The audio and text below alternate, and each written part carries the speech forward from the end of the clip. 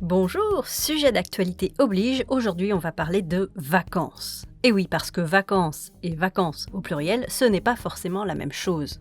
Vacances au singulier, c'est lorsque quelque chose comme une place, un poste, etc.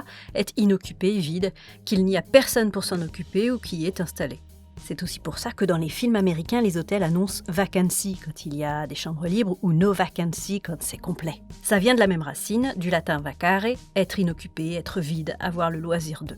Bien sûr, on peut utiliser ce mot au pluriel quand il s'agit de plusieurs postes ou places vacantes. Mais il y a aussi le mot vacances, toujours au pluriel, celui qu'on préfère, et qui est synonyme de congé. C'est la période légale où on arrête de travailler dans les écoles ou au travail pour, en général, se reposer ou voyager, etc. Pourquoi je vous parle de ça aujourd'hui ? Eh bien parce que je vais profiter de cette période estivale de vacances scolaires pour écrire et monter pas mal de futures vidéos sur le français avec, entre autres, les propositions qu'on m'a faites. Pour ne pas rater le retour des vidéos sur cette chaîne, pense à t'abonner et à activer la cloche, ça fera comme la cloche de la rentrée. Tu peux aussi me proposer d'autres idées de sujets autour du français à traiter en commentaire et bien sûr, tu peux partager cette vidéo.